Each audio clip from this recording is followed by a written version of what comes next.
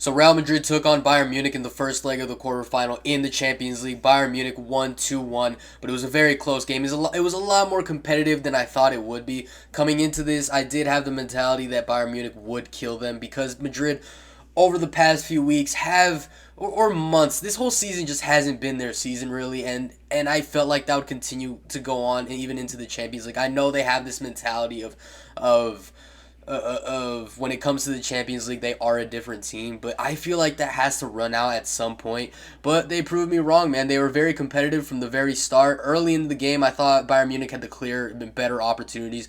Konate, the first, I don't know when it was, but he had a clear tap in off of a pass from Harry Kane, and he completely just mishits it, bro.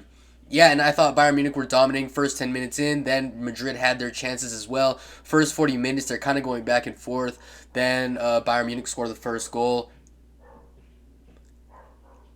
Don't worry about that. Bayern Munich scored the first goal. Luis Diaz, a fellow Colombian as myself. Vinny, people are putting a lot of blame onto Trent because it is the trendy thing to do. Trent is a terrible, terrible defender. He is god awful. But this was not on him. This was on Vinny Jr. playing a naked pass backwards and it just hitting a Bayern Munich player and just losing the ball unnecessarily and in a dumb position. Then Bayern Munich have it very easy to transition. And I wanna very much I wanna I kind of want to talk about this as well. The amount of Madrid played a fine game. They played good. They did a lot better than I thought they would. But the amount of lazy passes out of the back that I saw from them was insane, bro. First, I think it was Trent. No, actually it was Pitarch. Pitarch, so Lunin plays it to Pitarch, who's checking to the ball. He plays it back to him, but it's a bad pass. And then Gnabry intercepts it. First touch, tries, because that's the only, he has to have fast reflexes for it, because there's not a lot of time. One touch, he hits it, and then Lunin somehow gets a hand on it, and it goes wide. And it's a corner for Bayern Munich.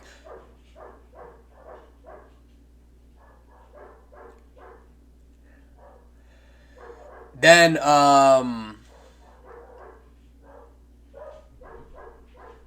and I've been saying this forever, bro. Pitarch is an overrated bum. He seems like somebody that Real Madrid have forced onto professional football simply because they want an answer to all the players that La Masia produces. They want to have their own kind of. They want to have their own Gavi. They want to have their own Bernal. I'm not gonna say Pedri because he's not in the academy, but they want their own kind of player like that. And Pitarch is not that. He's a bum. I've seen him play. He looks out of place. He looks like he's a cosplayer football player. He is not at that level, and it's very apparent. I know Bellingham was injured, but even Bellingham came in the second half, and he was a lot better than Pitarch played the first 45, bro. And it's a different level. I think Pitarch is out of his element with that one. And then I was talking about lazy passes out of the back. Trent Alexander-Arnold, he plays a very, very strange ball into the middle. It stays on the ground. It's very weird because it seems like he's trying to clear it out, but he just plays it into no man's land. And Bayern Munich, Olise gives a heavy ass pass. That was kind of the story of tonight. Real Madrid were making a lot of mistakes, and then in the final pass, Bayern Munich were just not having the calm and the patience to make the right decisions. Because Olise passed a heavy ass ball that 9 out of 10 times he plays perfectly. And yeah, and then we go into the second half.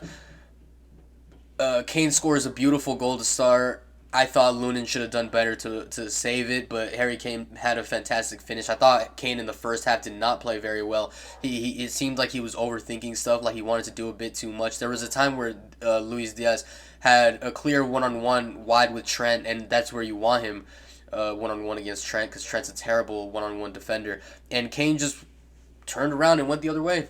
And it was like, it had that feeling of him kind of, he felt that he needed to do more, but really all he needed to do right there was just to play the simple ball wide, and Bayern Munich would have had a clear one-on-one on one of the worst defensive fullbacks in the world. But he did recover it with scoring a great goal in the second half. I do think Lunin should have saved it, but he did his thing. Then Bayern Munich, then Madrid in the second half. Bellingham gets subbed in, and the game kind of changes. You know I don't like Bellingham. I think he's the most overrated player to ever play the sport. But he came on, and it was kind of a different energy for Madrid. They had chances, they were making stuff happen, and they just couldn't put stuff away. Vinny had a very clear one-on-one against Neuer. Vinny, I think, had a great game today. He was very dangerous in the one-on-one against is it, dude, I get Pavlovic and Stanisic confused all the time. I think it's Stanisic, the one that plays as the right back. Whoever was playing right back for Bayern Munich, Vinny was cooking them. He was doing very well. So was Mbappe. These two were linking up very well today. And one thing I will give them credit for, Real Madrid fans, I say this as well. But Mbappe does not work hard enough defensively, and he completely changed that today. There was times where he would sprint back to play defense in his own box, and you would sometimes see him playing as a center back, bro. He worked very, very hard. You could sense that he wanted to be a difference today, and that was very impressive from him, considering he never ever plays defense. And yeah, he worked very hard. Both of them did. Vinny and Mbappe, they did their defensive work when they needed to, and they were very dangerous on the opposite side. They weren't as clinical as I thought they should be. Vinny had the one-on-one in the second half where eight out of 10 times where it was a mistake from Konate. These are the kind of opportunities that like bring Madrid back into the game, where you kind of understand the script at some point. You've seen it so many times over the past few years. Madrid, when they're down and out, when it seems like they're out of a game, when they're 2-3 goals down, there's a shitty mistake that opposite teams will make in the Champions League, and then it'll be the start, and everything will crumble all down. And that felt like it was that moment, because Konate tried to head it back to Neuer. He doesn't get enough power. I thought Konate had a great game as well, except just he just missed a few chances. Konate tries to head the ball back. He slips and he doesn't get enough power on it. Vinny is the one-on-one. He tries to go around Neuer, kind of. He tries to get a better angle, but he realizes that Neuer just isn't biting at all to his feints, and then he has to take the shot at some point. He goes a bit too wide, and the shot goes out. But yeah, dude, then they keep pushing, and Mbappe had a few chances as well. Neuer had a great game, 40 years old, still one of the best keepers in the world. Mbappe, good transition. Then Trent sends the cross in. Mbappe taps it in. It barely goes over the line because Neuer saves it. And then yeah, 2-1, and you could feel the momentum building up. I've seen it so many times over the past 5 years. The momentum was building up. It was there. It felt like the second goal was coming. The fans were getting behind it because they were pretty. They were pretty. The word I'm trying to find. They were pretty out of it. They just weren't there for a lot of the second half because they felt like it was slipping away. Then the goal happens. Then they get turned. They get positive, and Madrid were having chances and stuff. And it was very, very scary. And then the last 5 minutes, bro, it was crazy to see what was going on. Madrid were pushing everything forward to try and get that second goal. Bayern Munich had at least 4 chances to ice the game out. Like 4 clear. If they were just calm and relaxed and they make the right pass, they will kill the game. Luis Diaz, they have like a 2-on-1. Diaz plays a hard ass pass. It's overplayed to Olise, and the chance is just killed. And yeah, just look at those last 5 minutes if you have the opportunity to. They have so many opportunities to just end this game, and they just keep making the wrong passes. It reeks of just lack of experience, in my opinion, and lack of confidence in the final third. It was so crazy. And by the way, Olise, I haven't talked about Olise. Olise is a fucking baller, dude. Unbelievable player. He completely killed Carreras on the left side the whole game. It was a complete annihilation. Very unlucky not to get his goal. He played so fantastically. Yeah, very, very, very good player. And I liked Goulet did a few times, tried to like rile him up and get him mad and tried to bait him into like starting a fight and some shit, and Olise was just smiling at him, bro. He was just laughing because he knew what he was trying to do. I like Olise a lot. I rate him so much. I would love him to be a Barca player, even with Lamine here. I think Olise as an attacking midfielder, or if we did Lamine as an attacking midfielder, could help, would do so well. Olise is a very, very good player, dude. He is very, very exciting. Awesome baller.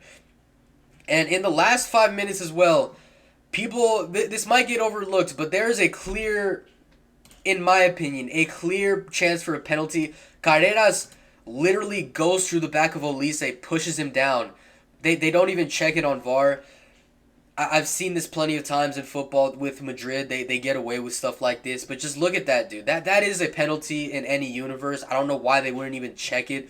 I think I think we should put a lot more pressure on referees for stuff like this. That is a clear and obvious penalty. I hope they don't get away with it. I hope if this tie goes the other way and Madrid somehow ends up scraping the win at the Allianz, I want this to be remembered, my nigga. I want this to be remembered by all the Bayern fans who decide to ride Real Madrid's dick just because. But yeah, Madrid surprised me. They played a lot better than I thought they would, and yeah, Bayern Munich are they underperformed a little bit in my opinion. I thought they had a lot of chances to kill this tie off, and this tie is very open. The whole Champions League is very open. Arsenal just won 1-0 against Sporting in Lisbon. Everything is very close, dude. The thing about the Champions League this year, there's no like favorites to win it. Everybody has an equal chance in my opinion. And it's just about who has a better day. Now tomorrow, Barcelona versus Atleti. If you want to see my live reaction, I do go live for these games for Real Madrid and Barcelona. I will be live for Barcelona versus Atletico Madrid, the biggest game of the season so far. It's gonna be very exciting. Twitch Ieres with two Z's.